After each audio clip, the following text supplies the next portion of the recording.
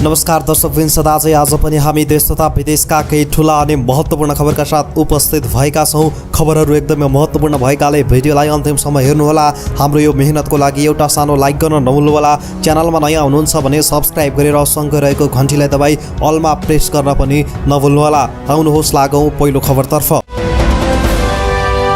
काठमाडौँ उपत्यकामा बिहानैदेखि सार्वजनिक सवारी साधन चल्न थालेका छन्। उपत्यकाका प्रमुख जिल्ला अधिकारीहरूको निर्णय अनुसार ठिक 2 महिनापछि सार्वजनिक बस सञ्चालनमा आएका हुन्। काठमाडौँ, ललितपुर र भक्तपुरका सिडिओहरूले 25 भन्दा धेरै सिट भएका सार्वजनिक बस जुटबिजुट प्रणालीमा सञ्चालन गर्न दिने गरी एक सातालाई निषेधाज्ञा थप गर्ने निर्णय गरेका थिए। उक्त निर्णय अनुसार 25 भन्दा धेरै सिट भएका सार्वजनिक बसहरू बिहानै 6 बजेदेखि साँझ 6 बजेसम्म मात्रै सञ्चालन हुन पाउनेछन्। बसमा आवश्यक स्वास्थ्य सुरक्षाका व्यवस्था समेत मिलाउनु पर्नेछ।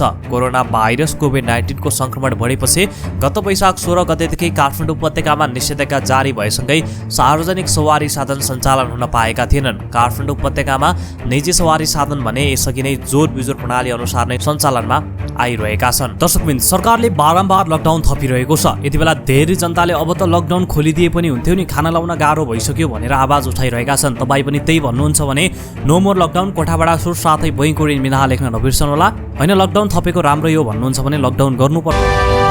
कोरोना भाइरस विरुद्धको लगाइने 2 मात्रा खोप फरक कम्पनीको लगाउँदा पनि राम्रो नतिजा आउने एक अध्ययनले दावी गरेको छ। बेलायतमा गरिएको एक अध्ययन अनुसार कोरोना संक्रमणलाई रोक्न एक व्यक्तिले फरक कम्पनीको खोप लगाउन सक्नेछन्। फाइजर र एस्ट्राजेनेकाको खोपमा पहिलो मात्रा एउटा कम्पनी र दोस्रो मात्रा अर्को कम्पनीको लगाउँदा प्रभावकारी देखिएको अध्ययनको निष्कर्ष रहेको छ। यो विधि मार्फत रोग प्रतिरोधात्मक क्षमतालाई थप बलियो बनाउने विज्ञहरूले दावी गरेका छन्। भ्याक्सिन आपूर्तिको समस्या भएका देशहरूमा यसको प्रयोग गर्न सकिने बेलायतका अनुसन्धानकर्ताहरूले बताएका छन्। केही देशमा कोरोना विरुद्धको खोपको पहिलो मात्रा र दोस्रो मात्रा फरक कम्पनीका दिन समेत थालिएको छ। स्पेन, जर्मनी लगायतका देशहरूमा एस्ट्राजेनेकाको पहिलो मात्रा लिएका युवाहरूलाई दोस्रो मात्रा फाइजरको दिएको छ।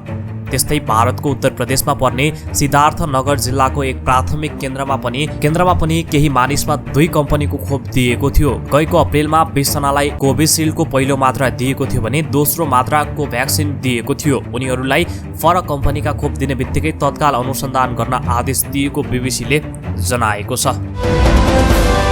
त्रिभुवन अन्तर्राष्ट्रिय विमानस्थलले यही असार 17 गतेदेखि सञ्चालन हुने मुलुकको आन्तरिक उडानलाई सुरक्षित र व्यवस्थित तवरले तयारी गरिरहेको जनाएको छ। विमानस्थलमा नियमित उडान रोकिरहेको अवस्थामा संक्रमणको हालको स्थितिको मूल्याङ्कन गर्दै विमानस्थल टर्मिनलको क्षमता अनुसार भिडभाड नहुने गरी वायु सेवा कम्पनीले निषेधाज्ञा अघि सञ्चालन गरेको उडान संख्याका आधारमा 10 मिनेटको अन्तरालमा उडान तालिका दिएको छ। विमानस्थलका महाप्रबन्धक प्रताप बाबु तिवारीका अनुसार बुद्ध एयरलाई 31, यति एयरलाइन्सलाई 15, श्री एयरलाइन्सलाई 7, स्वैर एयरलाइन्सलाई 3 तथा स्टकतर्फ उडान गर्ने वायु सेवाका लागि 3 उडान स्वीकृति दिएको छ।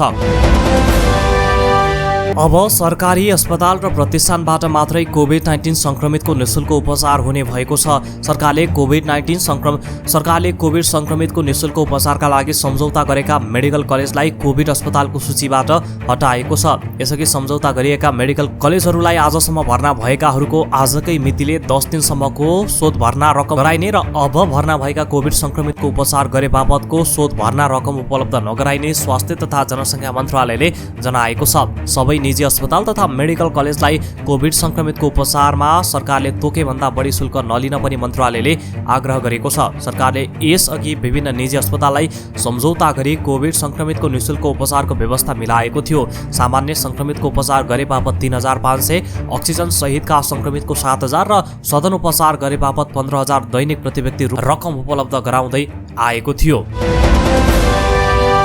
पाका नागरिकलाई समेत खोप दिन नसकेको सरकारले विदेशमा काम गर्न जानेलाई खोपको प्राथमिकतामा समेत राखेको छैन। तर साउदी, कुवेत, युएई लगायतका खाडीका देशले खोप नलगाएका कामदारलाई लिन छाडेका छन् भने अरू देशले पनि त्यही उपाय लागू गर्न थालेका छन्। यसको मारमा श्रम स्वीकृति लिइसकेका र कम्पनीले दिएको बिदामा घर आएकाहरूलाई तत्कालै जानु परेको छ। खोप नपाएर उनीहरूको रोजगारी खतरामा परेको छ। खोपको कारणले रोजगारीमा जान वञ्चित श्रमिकको खोप कहिले पाउलान् त? स्वास्थ्य तथा जनसङ्ख्या मन्त्रालयका सहप्रवक्ता डाक्टर समीर कुमार अधिकारीसँग हामीले कुरा गरेका छौँ। खाडीका केही देशले खोप लगाएकालाई मात्र आफ्नो देश प्रवेशमा अनुमति दिने भएको छ। खोप लगाउन नपाउँदा अहिले धेरै श्रमिकको रोजगारी गुम्ने खतरा बढेको छ। उनीहरूले खोप लगाउन कहिले पाउँछन्? हाम्रो प्रश्नमा उनले भने पहिलो कुरा त खोपको अभावकै कारणले सबै सबैलाई खोप लगाउन सकिएको छैन। प्राथमिकता निर्धारण गर्दै खोप लगाउनु परेको छ। खोपको प्राथमिकतामा कोरोना संक्रमणको जोखिम रहेका वर्गलाई बढी प्राथमिकता दिएर खोप लगाउँदै गयौँ। अहिले विभिन्न देशहरूले खोप लगाएकालाई मात्र आफ्नो देश प्रवेश गर्न दिने नियम लगाएका छन्। जसलाई विदेश जानु छ उहाँहरूलाई खोप लगाउने विषयमा हामी छलफल गरिरहेका छौँ। हामीसँग भएको खोपको दोस्रो मात्रा पुग्ने सुनिश्चितता गरेर क्रमशः उहाँहरूलाई पनि समावेश गर्दै जाने हो, डाक्टर समीर कुमार अधिकारीले भन्नुभयो। काठमाडौँ उपत्यकामा जोरबिजोर प्रणालीमा सार्वजनिक यातायात सञ्चालनमा आएका छन्, तर निकै कम मात्रामा मात्रै सार्वजनिक यातायात गुडेका छन्। गृह मन्त्रालयका अनुसार कोरोना संक्रमण रोकथाम तथा न्यूनीकरणका लागि 75 जिल्लामा निषेधाज्ञा जारी छ, तर पछिल्ला समय निषेधाज्ञा खुकुलो पारिँदै लगिएको छ। पछिल्लो समय संक्रमण र मृत्युदर घट्दै गएको छ। काठमाडौँ उपत्यकामा सार्वजनिक यातायात सञ्चालनमा आइसकेकाले देशभर लामो दूरीका बस कहिलेबाट सञ्चालन होला त भन्ने चासो सबैतिर छ। गृह मन्त्रालयका प्रवक्ता जनकराज दाहाल लामो दूरीका यातायात सञ्चालनबारे छलफल नभएको बताउँछन्। उनले भने 17 गतेबाट आन्तरिक उडान सुरु हुनेछ, तर लामो दूरीका यातायात सञ्चालनबारे त्यस्तो केही भएको छैन। उपत्यका बाहिर विभिन्न जिल्लामा जिल्लाभित्रै सार्वजनिक यातायात भने सञ्चालन भइरहेका छन्। कहिलेबाट खुल्छन् त लामो दूरीका बस भन्ने प्रश्नमा गृह मन्त्रालय भन्छ छलफलै भएको छैन। त्यस्तै यता निषेधाज्ञा खुकुलोसँगै स्थानीय प्रशासनले सार्वजनिक सवारीमा लागू गरेको जोरबिजोर प्रणालीको यातायात व्यवसायीले विरोध गरेका छन्। नेपाल यातायात व्यवसायी महासंघ, नेपाल मजदुर महासंघ, अखिल नेपाल यातायात मजदुर संघ र नेपाल यातायात स्वतन्त्र मजदुर संगठनले सबै सार्वजनिक यातायात असार 18 गतेदेखि सञ्चालन उद्घोष गरेका छन्। सरकारले काठमाडौँ उपत्यकामा भएका 6 लाख सार्वजनिक यातायात मध्ये 25 सिट क्षमताभन्दा माथि मात्रै सञ्चालन गर्ने भनेपछि 12,000 मात्रै सञ्चालन हुने भएकाले सरकारको निर्णयको विरोध गरेको व्यवसायीहरूको भनाइ छ। कोरोना संक्रमणको सुरुवातसँगै रोकिएको रोजगारी नियमित गर्न दक्षिण कोरियाले नेपाल सामु शर्त राखेको छ। नेपाली श्रमिक लैजान दक्षिण कोरियाले 3वटा शर्त राखेको वैदेशिक रोजगार विभागका महानिर्देशक कृष्ण प्रसाद दवाडीले बताउनुभयो। नेपालबाट सिधै कोरिया उडान हुनुपर्ने, त्यहाँ पुगेर कोरोना बिमा गर्नुपर्ने र त्यहाँ श्रमिकले आफ्नै खर्चमा क्वारेन्टिन बस्नुपर्ने शर्त दक्षिण कोरियाले राखेको हो। यी शर्त पूरा गर्ने भएमा श्रमिक लैजाने प्रक्रिया अघि बढाउने कोरियाले बताएको महानिर्देशक दवाडीले बताए। यस विषयमा निर्णय गर्न विभागले केही दिन पहिले नै श्रम रोजगार तथा सामाजिक सुरक्षा मन्त्रालयलाई फाइल पठाइसकेको छ। हामीले गर्नुपर्ने जति सबै फाइल मन्त्रालयमा बुझाइसकेका छौँ। अब मन्त्रालयको निर्देशन आएपछि प्रक्रिया अगाडि बढ्छ, दवाडीले भने। मन्त्रालयका प्रवक्ता दीपक कार्फेले कोरियाको शर्त अनुसार नै धेरै काम भइरहेको र कतिपय श्रम सम्झौता हुँदाकै विषयमा पनि प्रगति भइरहेकाले छिट्टै कोरियाको रोजगारी खुल्ने विश्वास व्यक्त गरेका छन्। विदेशबाट कोरोना विरुद्धको दुवै खोप लगाएर आएकालाई अब 10 दिन सेल्फ क्वारेन्टिनमा बस्ने गरी सिधै गन्तव्यमा जान दिइने भएको छ। संस्कृति, पर्यटन तथा नागरिक उड्डयन मन्त्रालयले जारी गरेको विदेशबाट नेपाल आउने यात्रुको व्यवस्था सम्बन्धी आदेश 2078 मा हवाई मार्गबाट आउनेले खोपको मात्रा पूरा गरी प्रमाणपत्र साथमा भएमा र कोरोना परीक्षणको रिपोर्ट नेगेटिभ भएका यात्रुलाई 10 दिन सेल्फ क्वारेन्टिनमा बस्ने गरी सिधै गन्तव्यमा जान अनुमति दिन सकिने व्यवस्था गरेको छ। सेल्फ क्वारेन्टिनमा बसे नबसेको अनुगमन गरी डिसिसिएमसी र पालिकाको कोभिड-19 सङ्कट व्यवस्थापन केन्द्र सिसिएमसीलाई प्रतिवेदन बुझाउनु पर्नेछ। आफ्नो रीतिरिवाज अनुसार अन्तिम संस्कारमा भाग लिन आउने नेपाली यात्रुको हकमा भने पालिका वा सिसिएमसीको सिफारिसमा एन्टिजेन परीक्षण गरी नेगेटिभ रिपोर्ट आएमा सिधै गन्तव्यमा जान दिइने व्यवस्था समेत गरिएको छ। घरमा बसेको 11औं दिनमा भने कोरोना परीक्षण गर्नुपर्नेछ। बुधबारबाट मनसुन थप सक्रिय हुने भएको छ। मनसुनी न्यून चापीय रेखा नेपालको तराई क्षेत्र नजिक रहेको हुनाले मनसुन सक्रिय हुने भएको हो। मनसुन थप सक्रिय हुँदा प्रदेश नम्बर 1, प्रदेश नम्बर 2, बागमती प्रदेश र गण्डकी प्रदेशका धेरै स्थानमा तथा लुम्बिनी, कर्णाली र सुदूरपश्चिम प्रदेशका थोरै स्थानमा हल्कादेखि मध्यम वर्षाको सम्भावना रहेको जल तथा मौसम विज्ञान विभागले जनाएको छ। विभागले एक विशेष बुलेटिन जारी गर्दै मनसुन थप सक्रिय हुँदा प्रदेश 1, प्रदेश 2, बागमती, लुम्बिनी र गण्डकी प्रदेशका केही स्थानमा भारी र धेरै वर्षाको सम्भावना रहेको समेत जनाएको छ। उक्त प्रदेशको पहाडी भूभागमा पहिरो तथा ग्रेगान बहावको जोखिम रहेको, नदीनाला तथा खोलाहरूमा पानीको सतह बढ्न सक्ने र यातायात क्षेत्र प्रभावित हुन सक्ने भएकाले आवश्यक सतर्कता अपनाउन समेत विभागले आग्रह गरेको छ। यातायात व्यवस्था विभागले सवारी चालक अनुमति पत्र ड्राइभिङ लाइसेन्सका लागि लिने प्रयोगात्मक परीक्षा ट्रायलबाट म्यानुअल सिस्टम हटाउने भएको छ। अहिलेसम्म ट्रायल दिनेले गल्ती गर्दा ट्राफिकले सिट्टी फुकेर निर्णय गर्दै आएको छ। अब चाहिँ मोबाइल एपको सहयोगमा यसबारे निर्णय हुनेछ। त्यसका लागि मोबाइल एप तयार गरी परीक्षण समेत गरिसकेको यातायात व्यवस्था विभागका महानिर्देशक नवराज घिमिरेले जानकारी दिए। मानवीय त्रुटि हटाउन, परीक्षकले आफै पास वा फेल गराउन नसकोस् र नतिजा पारदर्शी र निष्पक्ष होस् भनेर यो प्रणाली लागू गरिएको उनले बताए। यो प्रणाली ए, बी र के क्याटेगोरीमा लागू हुनेछ। विभागले यो नियम साउनदेखि कार्यान्वयन गर्ने तयारी थालेको छ। सेवाग्राहीले हाजिरीका लागि सबैभन्दा पहिले फोटो खिचाउँछन्। यसो गर्दा एकजनाको साट्टा अर्कोको परीक्षा दिने सम्भावना कम हुने विभागको विश्वास छ। त्यसपछि परीक्षार्थीलाई सवारी नम्बर दिइन्छ। परीक्षार्थीलाई 5 वटा चरणमा भाग लगाइएका अनुसार 5 ठाउँमा परीक्षण राखिने विभागका कम्प्युटर इन्जिनियर सन्तोष पोखरेलले बताए। ती परीक्षकको एपमा युजर नेम र पासपोर्ट हुन्छ। सबैले आफ्नो क्षेत्रको मात्रै नतिजा एपमा पठाउन पाउने पोखरेलले जानकारी दिए। परीक्षार्थीले गल्ती गरे सोही अनुसार नम्बर काटिँदै जान्छ। नम्बर काटिए पनि 100 पूर्णाङ्कमा 70 नम्बर ल्याई पास हुने उनले जानकारी दिए।